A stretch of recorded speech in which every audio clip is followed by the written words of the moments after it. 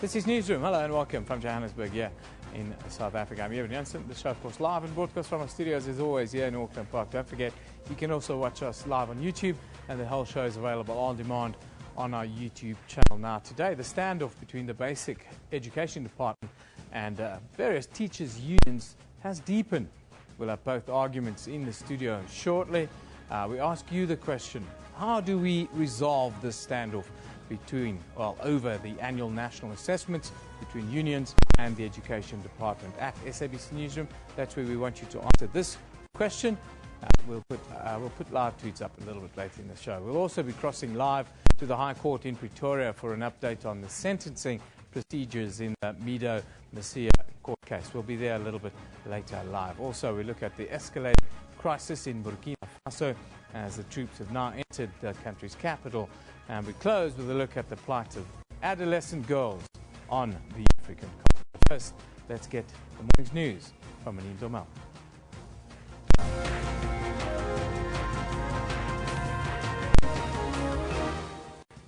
Good morning, I'm Manine Dormel. Let's take a look at the stories making headlines this morning. In Burkina Faso, coup leaders have freed the country's prime minister from custody after army troops entered the country's capital without resistance. Last week, the prime minister was detained alongside the country's interim president and an unknown number of cabinet ministers. Sentencing procedures are expected to begin in the Mido Masia trial today. The sentencing against 8 former policemen who have been convicted of the killing of the Mozambican taxi driver will resume in the High Court in Pretoria. The 8 dragged Masia behind a police van in 2013. Classes at the Tshwane University of Technology are not expected to be disrupted this morning. This after university management confirmed protest action at its Pretoria campus. TUT management say the situation is under control and that police are monitoring the situation. The reason for the protest is not yet clear. In Durban, commuters will be left stranded as taxi drivers are expected to continue striking today. Yesterday, taxi, bus and meter taxi operations in the Greater Durban areas came to a halt as taxis remained in their ranks in protest against the dispute between them and the eThekwini municipality.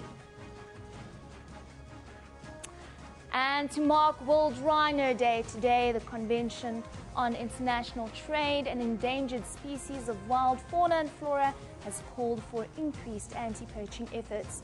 South Africa, that has the world's largest population of rhinos, has had over 750 rhinos poached this year alone.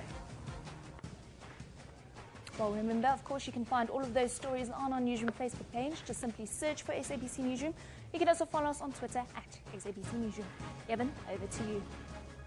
Yeah, thanks, Nadine. Now, the standoff between teachers' unions and the Department of Education have worsened. This is 5 unions in the basic education sector said that their members will not administer the annual national assessment exams later this year. 2 weeks ago, the Basic Education Department said that it would postpone the ANAs until next year. But on Friday, Basic Education Minister Angie Motshekga announced that, public school pupils from grades 1 to 9 would write the exams written from the 1st until the 4th of December. The unions briefed the media in Pretoria yesterday where they made their intentions quite clear.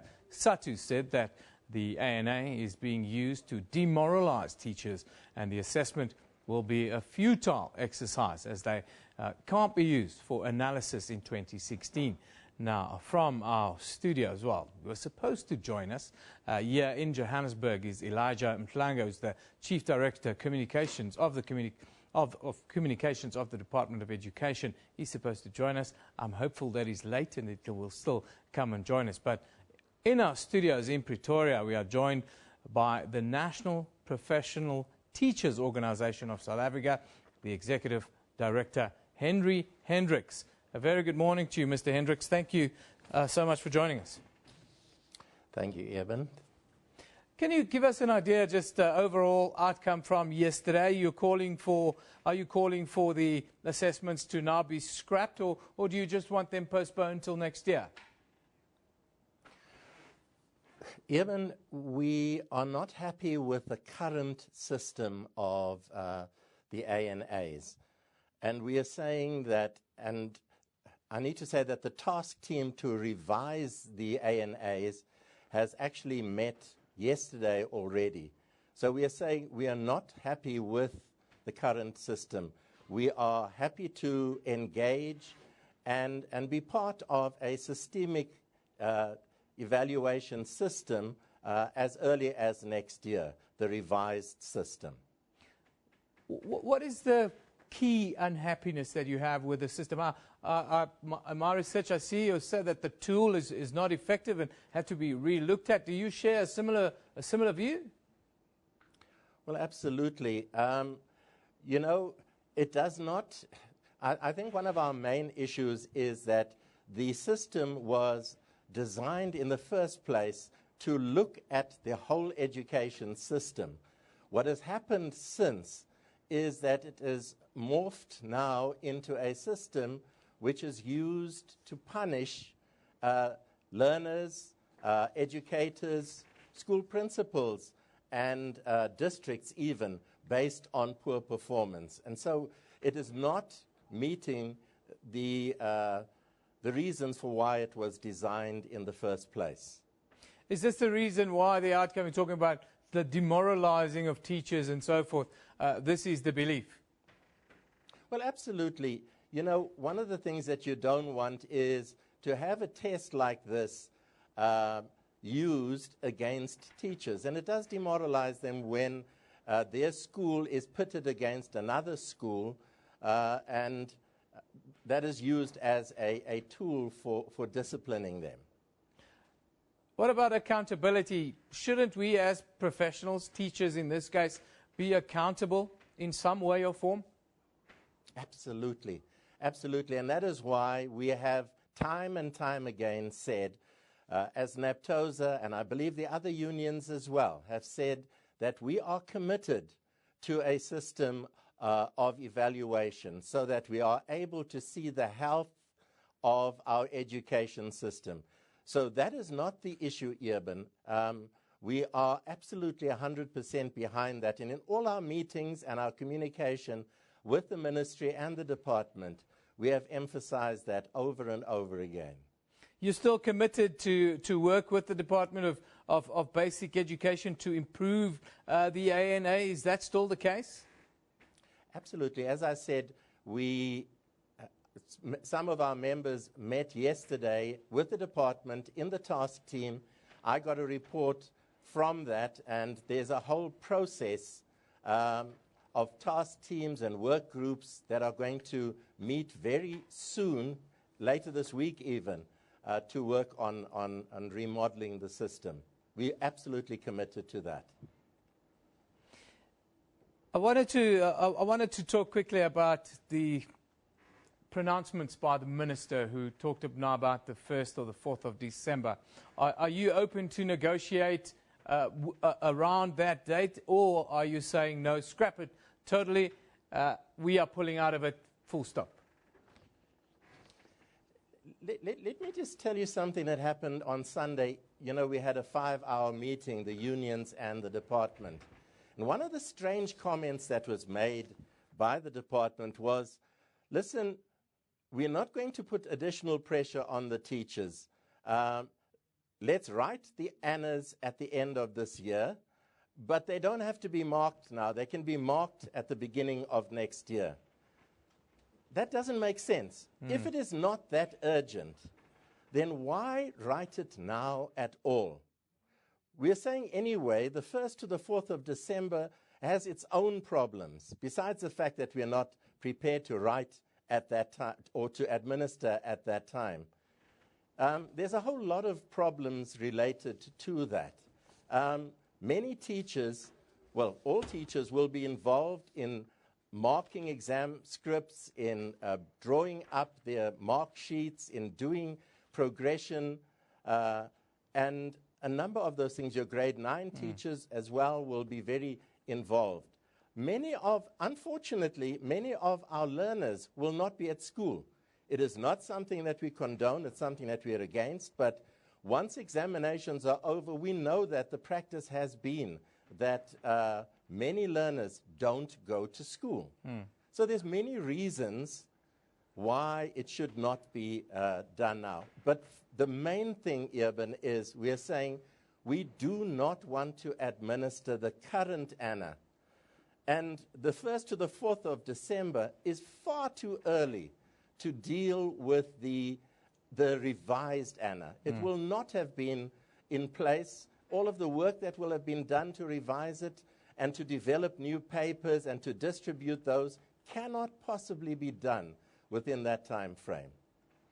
Mr. Hendricks, I thank you for joining us. That's Henry Hendricks. He is the Executive Director of NAPTOSA. I can tell you Elijah has just arrived here. He's had a bit of difficulty traveling here in the traffic. Always happens here in Johannesburg. Can be a little bit busy around the SABC. He's here. We're going to cross shortly. We're going to cross to the High Court to just get an update, and then we'll get Elijah in, and we'll get his reaction to what the unions are saying with regards to ANA, the Annual National Assessment year in South Africa. Of course, a story in Durban, rather, commuters using taxis in the greater metropolitan of Durban are relying on trains and privately owned vehicles to get into the city today. There are no taxis from Durban's surrounding townships transporting workers into the city because, well, the strikes are continuing. Let's take a quick look at, there you have pictures incoming as you can see, but let's have a quick look at the views of some people, or some people that, well, were supposed to be traveling with taxis in and out of the city of Durban this morning. Tweets, please. Thank you. To those all living in Durban, the taxi strike continues. Unfortunately, that one comes from IG. Still not your friend says, taxi strike in Durban, I need to go study on campus in a few hours. Yes, it's really affecting everybody's day in Durban, and with the violence that we've seen escalating around taxi routes there, it's not a good thing. Felicia Adonis says, taxi strike in Durban, South Africa, wonder who'll rock up for work. Yes, people are using private vehicles, they're using trains, they're using all sorts to get. I love mornings. We love it in the morning. Taxi strike in Durban, protest action with disruption to taxi services. Expect busy trains and queues at bus stops. Yes, it's going to be that kind of day. Gridlock in Durban. Then, good morning, the taxi strike. Okay, we've lost that one. But let's go to the High Court. Sentencing procedures against 8 former policemen who've been convicted of killing Mozambican taxi driver Mido Masia will resume in the High Court in Pretoria this morning. The 8 dragged Masia behind a police van in 2013. In his judgment, Judge Bert Bam dismissed the versions of the accused, saying their evidence was improbable. Masia's family was elated and hopes the men will be sent to jail for a long time, they said. Judge Bam, in turn, rejected evidence from all the accused versions of events, describing it as unrealistic and improbable. Now, for the latest, our reporter, Mangoba Mkunu, he's outside the High Court in Pretoria, and he joins us in the street there. Very good morning to you, Mangoba. Thank you for joining us.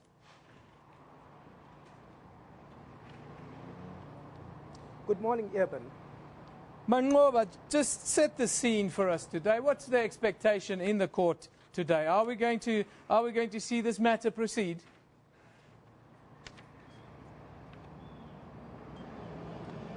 Well, Eben, certainly today was meant to be the final chapter in this trial that has dragged on for 2 years, for over 2 years actually, and we're hoping for some kind of arguments, in fact closing arguments, to be presented by both the defense and the state, suggesting a sentence that they would like to see being imposed on the 8 former policemen. But we've just recently learned from the defense that they intend to call for a postponement with Judge Bam, saying that some of the reports that are needed in this case are not ready at this stage. And we do understand that those reports that are not ready are reports by probation officers, which will really detail what they think should be given to these 8 officers, and therefore they play a critical role for the defense to try and mitigate for a lighter sentence, and without them really it will be difficult for the defense to have a solid case to present to Judge Bertram. So basically, they've asked for a postponement today, saying that they're not ready. We do know that there are 8 of these officers involved in the matter, and each of them will have a different probation report that will be presented before court. So some of them are not ready at this stage, and therefore the defense says it's not going to be possible to continue with proceedings today, and it's going to ask for a postponement. We have also spoken to the state. The state does indicate that it will also, not oppose that particular call by the defense if the reports indeed are not ready. We know that the state is also going to oppose these suggestions by probation officers in trying to aggravate for a harsher sentence for the 8 former policemen. And therefore, they are very critical in proceedings here at the North Gauteng High Court. And therefore, it seems that so far, the proceedings will not going to continue today. But we don't know how Judge Bertram is going to react to that. We know that he doesn't take kindly to postponements, and he doesn't take kindly to delays in the case. So he could really make an order to that effect that we can maybe start or comment with some of the proceedings or arguments, but at this stage it's highly unlikely that this is going to happen. Manqoba, this is a case that really gripped the nation, both South Africa and even Mozambique, because Mido Masiya is from there. Just quickly, for those who haven't followed this case, just recap for us this case, how high profile it is, and what happened.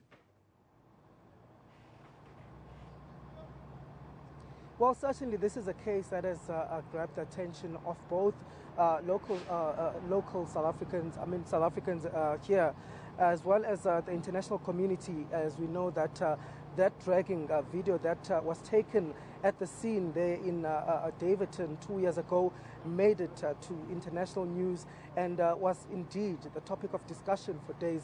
So certainly this case has been followed by many, both here at home and in Mozambique. Even the Mozambican media has been here in court following these proceedings very closely. So certainly it's an issue that will continue to be talked about, and an issue that has really raised the questions around the way police react and police brutality issues as well. So certainly one of the most issues that will stay for a long time, in fact, here in South Africa. But just to recap on what happened is that we saw that video in 2013 of Mido Masiya being dragged by the policemen on the streets of Davidton after resisting arrest. They have told the court that Masiya was the first to attack them, saying that he disarmed a policeman, and therefore police reinforcement had to be called in to try and assist in trying to bring Mido Masiya to book. And that's the reason why we saw Mido Masiya being apprehended by about 9 police officers there on the scene. And eventually it led to his dragging, which was captured on cell phone footage, as we saw. Now, the policeman told the court that they did not intend to drag Mido Masiya, saying that he had accidentally hooked himself to the police van while resisting arrest. They also claimed that they did not hit Mido Masiya, as it was claimed by the state that he was assaulted in police holdings. The policeman denied all of this, but in the end, we saw Judge Bertram not believing their version and saying that, he really doesn't understand how these 8 policemen would have not seen that Mido Masiya was injured and given him the necessary medical attention. He therefore rejected all of their versions and found them guilty on a principle of common purpose, which basically means that all of them should be equally held liable for Mido Masiya's death, and therefore they were given a conviction of guilty, a guilty conviction for that murder charge which was brought by the state. Manqoba, thank you very much for that update. That's Manqoba Mpunu. He's outside the High Court. Of course, it's a high-profile case. Mido Masiya, who, well, died in police custody. It's now 2 years ago. It looks like there's a postponement on the cards, but it's not confirmed. We'll let you know a little bit later on this very channel what happened in the Mido Masiya case today. Let's move on and take a look at the picture of the day. Of course, the Indian Express, and this one is captioned hashtag Burkina Faso army enters the capital to disarm coup leaders. It's a very worrying development. There have been talks about fighting about to break out in the capital there. It's very concerning what is being happening. Now, The man has finally joined us. Elijah Mhlanga, who's the Chief Director of Communications in the Department of Basic Education. You were here, you were standing watching when I spoke to Naptosa a little bit earlier about the ANAs. We were caught in the traffic a little bit this morning. Yes, the construction in Braamfontein, yes. Construction in Braamfontein, I like that. Anyhow, tell us quickly, your response after yesterday. We saw that the unions have come out, they've released a statement that they are not prepared to even negotiate on the postponement until December 1 until 4. Your response to that, if we can start there. Well, we respect their right to express their position on this matter, but at the same time, as a department, we feel that we need to write the annual national assessment in December this year so that we put it behind us, go to 2016 with the newly revamped ANA in place. The CEM took a decision, the Council of Education Ministers, comprising the Minister, Deputy and the MECs for Education. They felt that we needed to complete all the work that needed to be done this year. And the first week of December was identified for such. So that's the decision that we are currently implementing. And you are prepared to carry on with the assessments without the unions and without those teachers? And if so, what kind of measures are you putting in place to deal with the shortage of teachers? The first thing is that we continue to receive messages of support from teachers in different provinces, in different schools and districts, who say that as much as they can hear the position taken by the unions, they hold a different view. They feel that they are going to participate in ensuring that ANA take place first week of December. And we also have, as a department, put in place contingency measures. That's why we are confident that ANA will take place.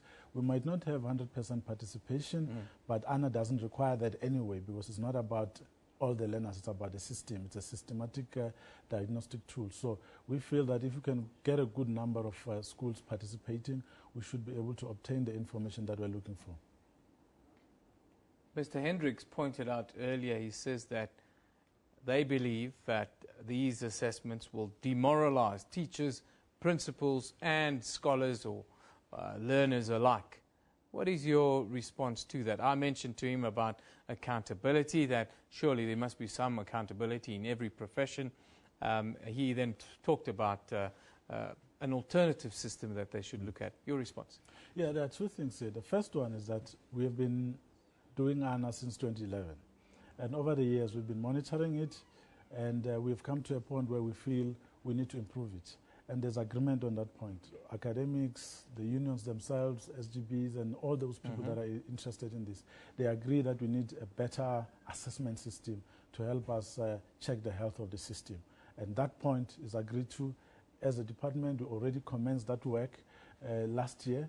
And in July this year, we published a gazette inviting members of the public to give us their comments on how best to administer ANA. That process is currently underway, and the unions are in fact participating in a task team that is assisting the department to finalize that position. But the other thing is that the unions are saying this ANA of 2015 should not be written because they need a new one, and they're calling for a boycott of that. That's where we disagree, because we've already allocated a budget for this, we've already dedicated resources for this, a lot of money has already been spent. But over and above that, we continue to get important information from ANA that is assisting us. We agree we need to change it, but at the same time, we need to finalize this ANA for 2015 and make sure that it's done and dusted, we leave it behind us, move to 2016 with a newly revamped ANA. That's quite clear and easy to understand. The other issue that's come out, of course, from the unions, you mentioned the money factor. The money's been spent already, so if you don't carry on, you're going to lose money. They call it 300 million is what ANA is going to cost. They call it wasteful expenditure. How do you respond to that? It cannot be wasteful expenditure. You know, we've obtained a lot of information from ANA that we've used to put in place strategies that are helping us as a department to improve the quality of our education system. We've been able to establish a maths and science office at the department, which is doing a lot of development work around supporting schools that are not offering mathematics and those that are struggling to have teachers to teach mathematics and science. And all of those things have been made possible through the information that we've obtained from ANA. We've been able to put in place an initiative called 1+4, which is used to improve the skills of teachers that are teaching mathematics. But we also know that our learners are struggling in terms of reading, writing and counting. And all of those things wouldn't know if it were not for the assessment tool that we have called ANA. So we continue to get a lot of useful information from it, but we believe we could get much more from it. And this is the point where we agree with the unions, that we could use ANA in better ways. That's why we are now reviewing it, so that we can find another way of getting more from it. And that work is currently going ahead. So the budget for this year had already been set aside. The scripts had already been printed. The systems are in place. There's no reason why we shouldn't do it. We agree that we need a new one next year, but at the same time, we need to conclude this one in an orderly manner. Quickly, is there still room for negotiation with the unions? We talk to them every day, Sunday, Saturday, Monday, Tuesday. Yesterday we were with them, today we're with them. Every day we continue to talk to them, which is the positive development, by the way, that as much as it seems there's confusion and chaos in the public, in private, we continue to discuss, and we believe that we'll find each other, and in the next few days there should be a common message coming from both sides. Well, Elijah, thank you for coming in today to give us such a frank assessment of where you are in this process. And thank you for rushing through the traffic to make it here eventually. Elijah Mhlanga is the Chief Director Communications within the Basic Education Department. Of course, there is some standoff within around the annual national assessments here in South Africa. Elijah says it's an ongoing negotiation, and they expect to make an announcement within the next couple of days. We ask you, there is the question of the day, how do we resolve this perceived standoff over the annual national assessments between the unions and the education departments, causing some consternation? Elijah says it's something that, well, should be sorted out within days. Anyhow, as we move on, let's take a quick look at what's happening around the country today. We start here in Johannesburg, where the Constitutional Court is set to deliver judgment on an application for leave to appeal against a judgment made by the North Gauteng High Court and the Pretoria High Court, which compelled Legal Aid South Africa to fund the legal representation of approximately 300 minors at the Marikana Commission of Inquiry. Still in Johannesburg, the sentencing procedures for the 8 former policemen convicted of dragging and killing Mozambican taxi driver Mido Masia, well, that has started in the North Gauteng High Court. I can tell you the group was found guilty of murder, but it looks like there's a postponement there on the cards this morning. Then in the Durban High Court, judgment in the application by former Blue Bulls player Joseph Mchongwane for leave to appeal. His sentence is expected to be handed down as well. Mchongwane was given 5 life sentences, 4 charges for murder and 1 for rape. Now, that's what's happening. Time for us to take a quick break. We'll be back right after this.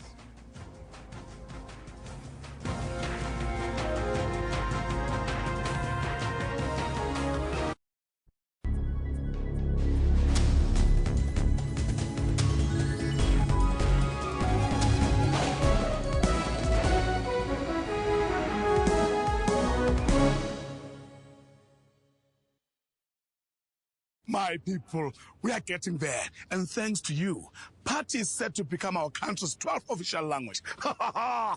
Here's today's word.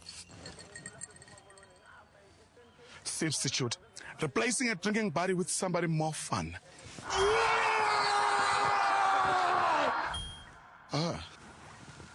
That's more like it. Help make Pati South Africa's 12th official language. Sign the petition today.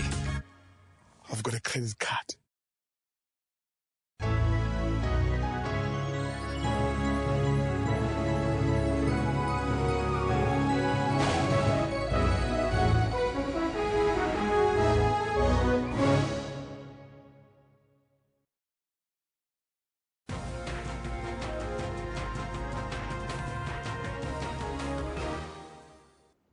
Welcome back. This is Newsroom. Last week, Burkina Faso's political crisis was highlighted as a coup unsettled the nation. The United Nations Secretary General Ban Ki-moon has since called for Burkina Faso's security forces to show restraint. This follows the march by the military into the capital to disarm presidential guard members responsible for starting this coup. Coup leaders have freed the country's prime minister from custody, and it's also been reported that the interim president is seeking refuge inside the French ambassador's residence in the country's capital. Now, President Muhammadu Buhari is expected to host the summit of the Economic Community of West African States in Abuja, Nigeria, later today to discuss a resolution to this crisis. Joining us is political and economic analyst Israel Mkhize, who released an analytical report ahead of the ECOWAS meeting set to take place today. Morning to you, Israel. Thanks for joining us. Morning, Ibn. How are you, man? Got news just in that the coup leaders have freed the Prime Minister now from custody. Just give us your views on this, and also how does this aid the process in the country going forward? Well, this coup never enjoyed any support from the popular masses on the ground or from a particular sect within government, but it's just a coup which was pushed by the elite guard there that used to guard Compaore. And Tandera, whom you know that he was a close ally to him. I think what sparked it, as far as I can read the situation, is the proximity of the IMF, particularly on this transition period. If you look at the 5th to the 19th of March this year, you'll realize that the IMF did a study. They sent a team to Burkina Faso, which Burkina Faso, if you look at Sankara, who ruled Burkina Faso 84 until around 87 before Compaore took over from him for 27 years, led Burkina Faso towards a more socialist, a more kind of a Marxist-oriented kind of outlook.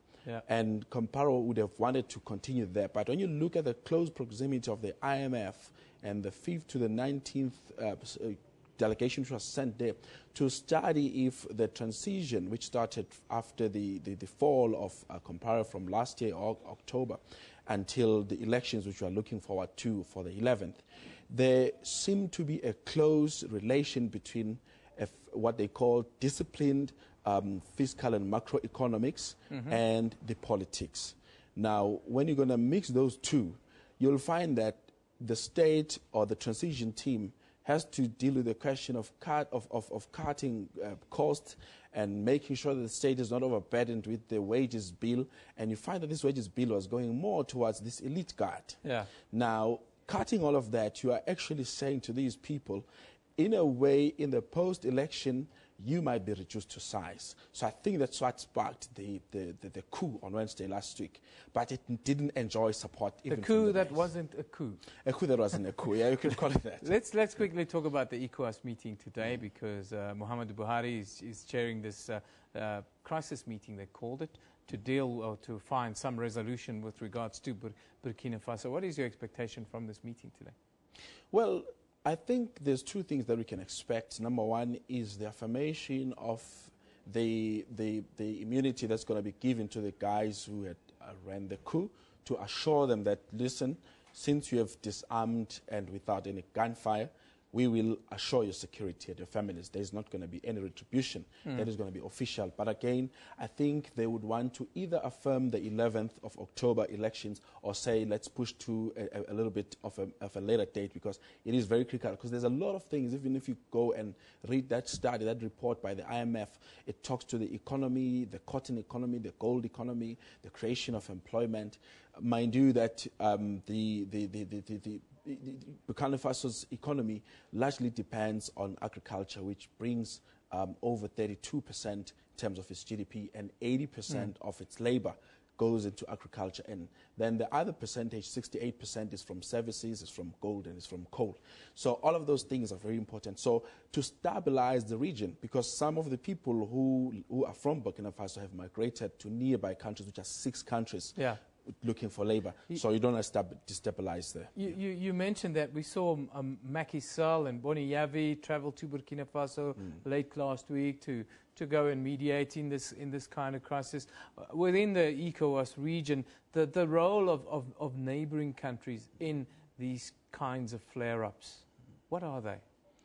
Well, I think it's the way in which the regions are organized. 1975, when ECOWAS came together, it's more organized on 4 issues: political cooperation, good governance, economic cooperation and the question of sort of peer review. Yeah. So where they hold each other accountable. They are aware that disturbance in one area, because for instance, especially for Buhari, he's got a problem with the question of Boko Haram. There shouldn't be any instability in the area, because you do not want to create a country that is unstable. Then you have the people who are insurgents and extremists going to hide and formulate resistance groups, underground groups in those countries. And also the flow of goods, the flow of labor and migration, which could be disturbed. So it's a very serious issue even for the neighboring countries. We touched briefly on the elections next month. It's set for the 11th. Do you expect that to be postponed? And how do you expect this kind of flare-up to affect political stability within the country? Well, since it didn't enjoy popular support, it's definite, and there seems to be a surrender. Usually when people do a coup, they don't surrender. They don't usually surrender. So this quick surrender in about 8 days, it shows that there's really nothing, there's something strong that they're holding on to. But with the elections, I'm sure the meeting today would have that on the top of the agenda, that there has to be a continuation of the elections. Where is Burkina Faso right now? We've seen in West Africa, we've had the Ebola epidemic. We've seen a drop in commodities prices and so forth. How has all of this played out within the economy of Burkina Faso? Well, the IMF projection says actually from 1990 until 2003, it performed very well under the very dictator who was ousted. And now, obviously in 2014, there was a problem in the drop in terms of oil prices, and you know that they export that. And also there was a problem with electricity, because if you look at Burkina Faso, it looks like the only developed region is there, the capital city. So they've been trying to roll out a massive electricity project that's going to decentralize throughout the whole country. So the projections, like there has been 6.5% growth until 2013, 2015 has been 4%. Next year it was projected that it will go back to 6 to 7%. With this coup, I don't know how it's going to happen, because even the investors and so on, they're going to look back a little bit. But there's a huge interest from France. You know that Burkina Faso actually has the 4th largest mining sector in Africa, with 6 mines. And I think there was 1 or 2 which were threatening to close. But with the stabilization of the political space, I'm sure the economy will equally cooperate. Israel, thanks for joining us. Interesting views, very informed views, a man who knows that part of the world very well. Israel Mkhize, thank you for joining us, of course, in the backdrop of what was not really a coup in Burkina Faso, but there is this meeting, ECOWAS meeting, an important meeting for the region as they come to terms with these kinds of flare-ups there. Of course, a big flare-up for South Africa over the weekend was the Springboks, the South African rugby team. They've now come out and they say they believe that it will only take a few tweaks to get them back on track at the 2015 Rugby World Cup in England. They promised a comeback. The Springboks, they entered the tournament as one of the favourites to win an unprecedented 3rd world title. But on Saturday, they suffered their worst ever defeat as they went down against Minnows, Japan.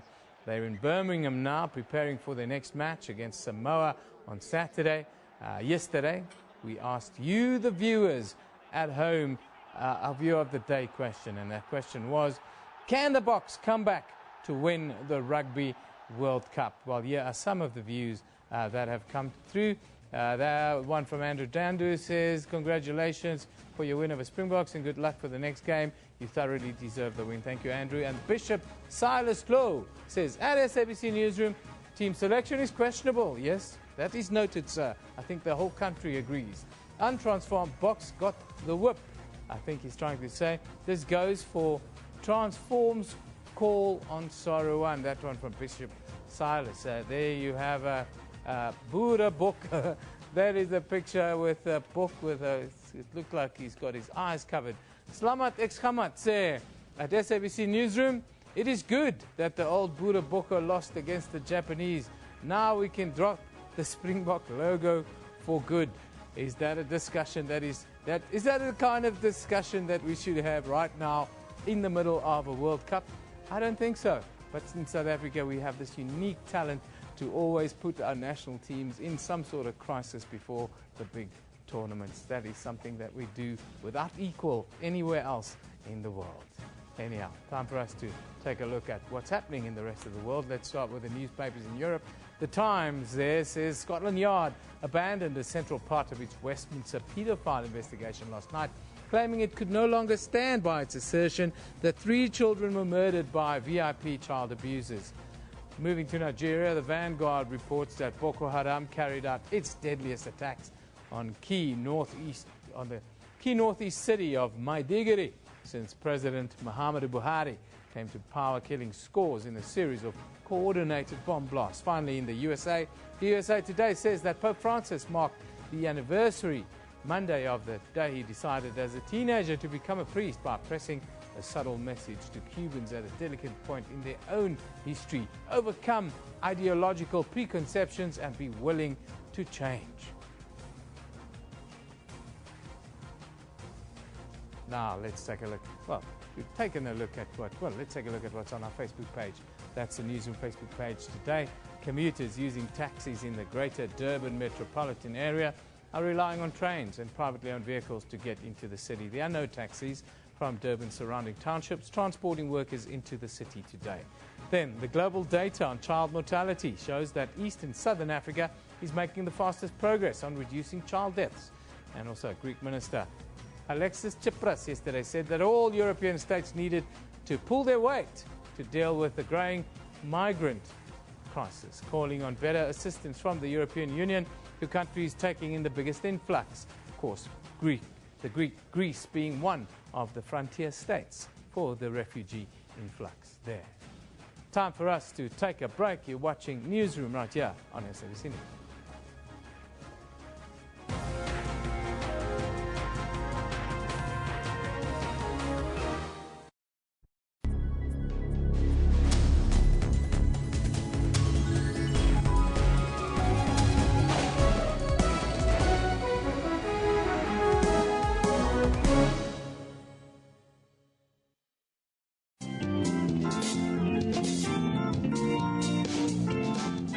Makamelo Sekhuntse, one strong woman who said no to hunger.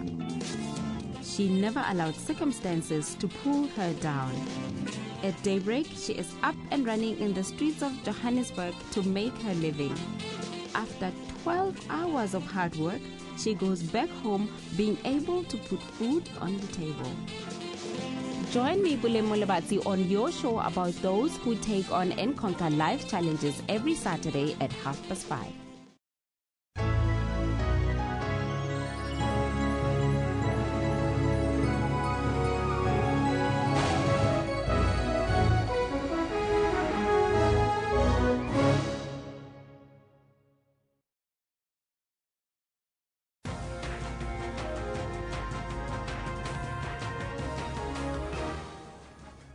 Welcome back. You're watching Newsroom on SABC News. Let's take a look at the stories making headlines this morning.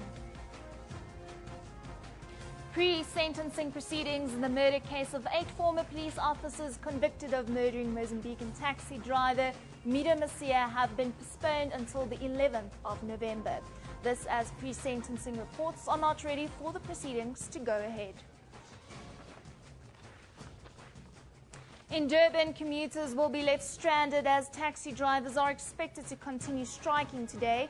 Yesterday, taxi, bus and meter taxi operations in the greater Durban areas came to a halt as taxis remained in their ranks in protest against the dispute between them and the eThekwini municipality.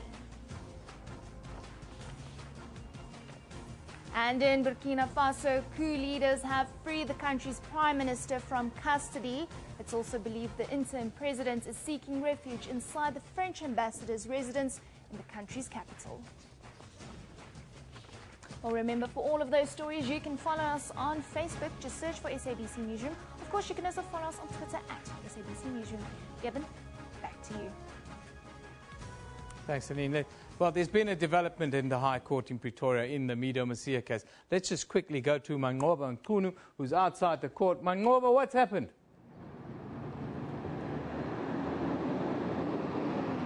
Well, Well, Eben, as you've pointed out before, the proceedings have now been postponed officially by the North Gauteng High Court.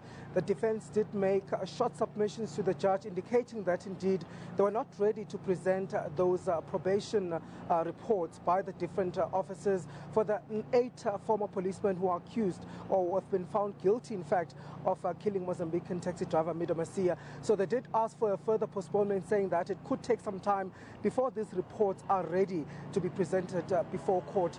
We did explain before that they do play a crucial role in determining the kind of sentence that will be given to these 8 officers by this court, and therefore it is important for these reports to be presented to the court. The judge did agree to this, and therefore the case has now been postponed to the 11th of November, which is about 2 months from now. Manqoba, thank you very much for that quick update. As you heard, the Mido Masia court case, well, the case has now been postponed until the 11th of November. Manqoba Mqunu outside the High Court in Pretoria. Statistics and stories about the lives of many adolescent girls in Africa and around the world can be rather heart-wrenching. It is estimated that 40% of girls in sub-Saharan Africa are married off before the age of 18.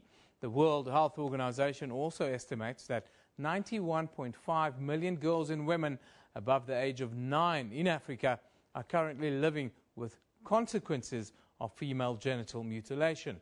Now, the 11th of October is the International Day of the Girl Child, and this year's theme is the power of the adolescent girl, Vision for 2030, which will serve as an opportunity to reflect on the achievements on the past 15 years and plan sustainable development goals for the next 15. Now, from our Pretoria studios, we are joined by Asha Muhammad, who is the UNFPA East and Southern Africa Adolescent Sexual and Reproductive Health Policy Advisor. Very good morning to you. Good morning to you too. Going forward, how are we going to make sure that we change the public or the public's view about some of these practices which have been around for centuries without causing upset? I think that there have been some successes already that we can build on in fighting both 2 key issues, for example, the child marriage issue, which you have talked about, and the female genital mutilation. There are programs that are focused on adolescent girls specifically, and these programs, which are called, for example, for UNFPA, the Adolescent Girls Initiative, looks at the adolescent girls in general. It doesn't look at the one specific issue. While you are targeting that particular issue, you are also looking at the global issues that are facing young people, the multiple vulnerabilities that they are facing. So, for example, you might find that we have in our region, East and Southern Africa, 1.4 million girls in 2015 who are 10 to 19, sorry. And then this number will reach 169 million by 2030. This is a large number of girls. And you know, if we want to invest in them, we have to look at several issues. We have to look at the whole issue of counting the girls, where they are the most vulnerable, who are the ones that are actually facing child marriage, who are the ones who are facing female genital mutilation, who are the ones who are facing larger numbers, percentages of HIV infections, because they seem to have much higher rates of HIV infections than, for example, the young men of the same age. We are looking at, for example, and so this is like counting the adolescent girls, having the right statistics in the right place. So the counting, then education issues. Keeping girls in school is very, very successful, has been very successful. And for example, programs that have been implemented in Ethiopia, in Burkina Faso, in Tanzania, Malawi, have shown that if you have given the families some incentives for school supplies and some incentives for the families to keep the girls in school for a period of time, then you find that those girls are much more less likely to be married than girls who have not had these kind of programs. So, and then when you do community conversations and involve the whole community in adolescent development and really focusing on adolescent girls, reducing child marriage, keeping them in school, keeping them healthy, providing them services, giving them good quality sexuality education, we find that those girls are much more empowered and they're much more able to make better decisions. So I think we know the solutions. We have seen these programs to be actually also very cost effective.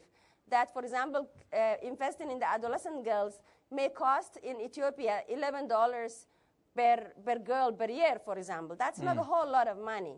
And in Tanzania, maybe $17 per year per girl. So that is a lot of, a very little amount of money that you can invest in the girls to remain in school. And what we have learned also is that when you keep girls in school, they are more likely to actually delay child marriage. They are more likely to use health services. They are more likely to actually have deliver their babies in the hospitals, and so don't die on childbirth as many other girls. Yeah. And they are more likely to immunize their children. And so that all actually is a contribution to the development of the country. Children who are born to adolescent girls are more likely to die and more likely to be underweight, which may cause, for example, mental retardation, and that affects schooling and economic development in the long run for countries. So we know that by investing in adolescent girls' education, by protecting them from harmful practices like child marriage and also HIV and pregnancy and all of those, and intimate partner violence, actually, which is something they face with older men who they are sometimes forced to marry, we know that that will actually ultimately contribute to the economic development of the family, the community, and the nation, and the region as a whole of East and Southern Africa and Africa in general. So there are some known and tested and tried strategies that work, and we just need to use those strategies that empower adolescent girls and the communities to change all the different vulnerabilities, because each one is linked to another one. For example, child marriage, we think is sometimes because of the culture, but it's not that only. It's because of poverty. Families are trying to actually get a little bit of money by marrying off, or sometimes they can't afford to keep them in school, and that actually then puts them in a very vulnerable situation. And consequently to child marriage, to what we call in transactional sex that then leads them to HIV and having unintended pregnancies, and then they and their children become, condemned to a life of perpetual poverty. Thank you. Thank you, Asha. We've run out of time, unfortunately. Thank you for joining us. The 11th of October is the International Day of the Girl Child. This year's theme is about empowering the adolescent girl, and of course there are lots of different challenges facing young people here on the continent. That's where we leave it. You see the credits go. Newsroom is broadcast live from our studios here in Auckland Park, Johannesburg, every weekday morning between 9 and 10 a.m. The show repeats. No, it doesn't repeat anymore. I'm talking nonsense. Anyhow, this is Newsroom. We love it in the morning. Bye.